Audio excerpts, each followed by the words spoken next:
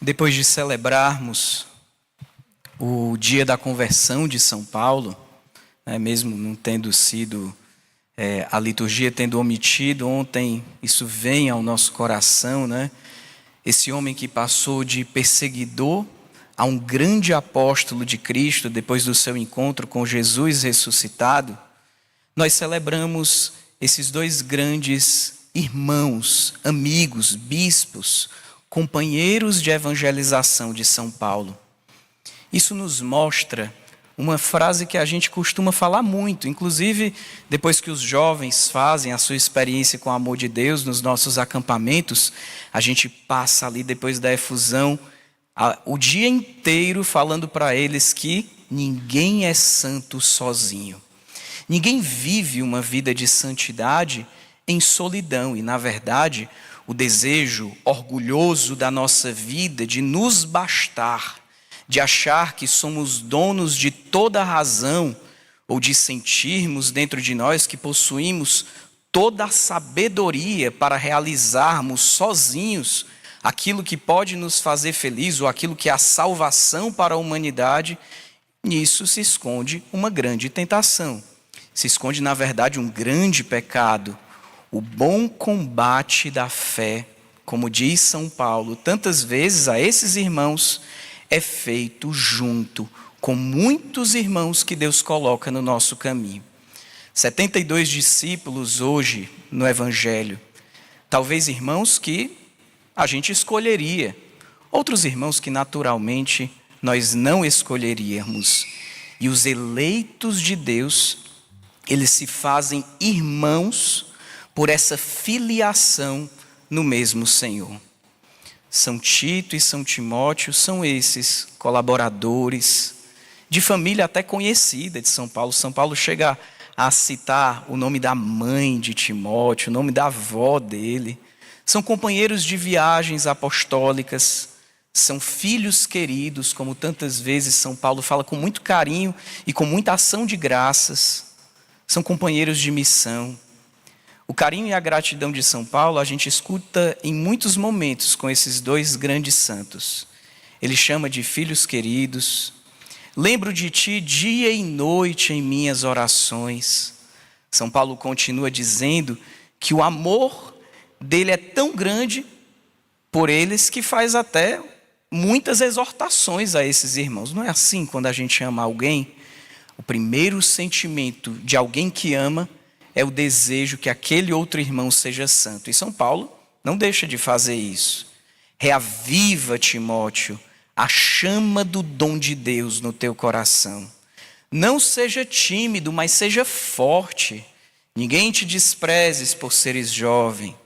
Sustenta o bom combate, conquista a vida eterna. E ali São Paulo, a Tito e a Timóteo, vai falando tantas palavras para levá-los à santidade. Tem um versículo muito bonito que ele diz assim: ó Timóteo, guarda o bem que te foi confiado. Mas ao mesmo tempo, São Paulo, esse pai e esse pastor destes dois pastores, ele também é consolado pela presença desses irmãos. Tem um momento na segunda carta de São Paulo aos Coríntios, que São Paulo, em um momento de grande tribulação, perseguição, um momento de noite escura, ele diz assim: Deus me consolou com a chegada de Tito. Deus consolou o meu coração quando Tito ficou comigo.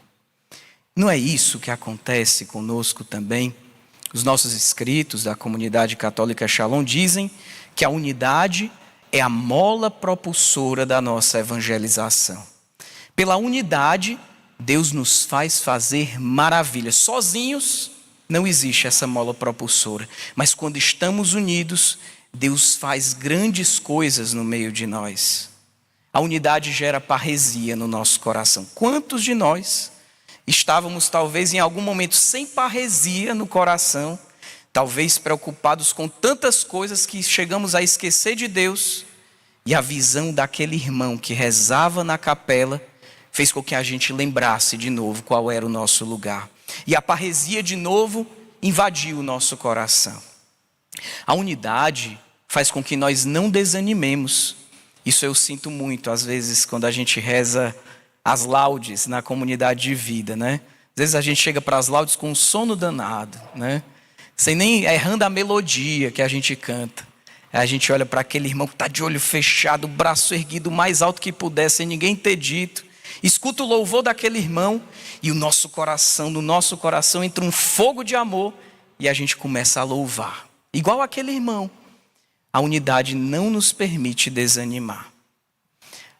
A unidade, essa presença dos irmãos lado a lado conosco, ela converte o nosso coração. Tantas vezes nós nos tornamos cegos no caminho. A gente vai achando que está bom demais. E quando a gente olha para o outro irmão, a gente olha assim, meu Deus, eu tenho que me converter mais, porque esse irmão é um exemplo de santidade. Ou então, para até poder ajudar mais esse irmão que está combatendo ao meu lado. A unidade nos une a Jesus, nos aponta a Jesus. A unidade nos faz nunca deixar a procissão do ressuscitado que passou pela cruz. Meus irmãos, Deus nos livre de uma vida em que nós caiamos no profundo engano de que a gente se basta, de que a gente é tão melhor que os outros que a gente nem precisa dos outros. Deus me livre de uma vida onde os outros não combatem ao nosso lado. Se Jesus, o próprio Deus, o único justo, quis escolher no evangelho de hoje 72 discípulos, quis que os discípulos, depois da multiplicação dos pães, fossem eles a distribuir aquele milagre feito por Jesus. Se Jesus, o único justo, no Getsêmani, levou 3 irmãos, que ainda dormiam, né, do lado dele, mas ainda levou os irmãos, colocou ali, sempre estavam ao seu lado. Quem somos nós para querermos ser santos sozinhos? Ninguém é santo sozinho. E Deus, por graça, nos deu irmãos para combater conosco. E nos deu irmãos para que nós sejamos santos.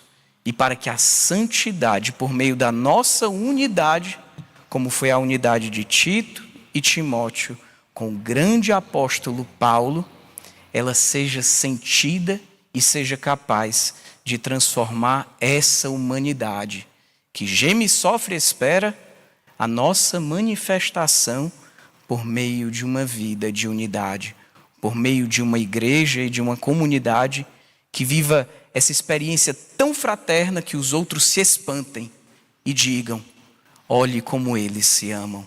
Só pode ter Deus ali no meio deles. Louvado seja nosso Senhor Jesus Cristo.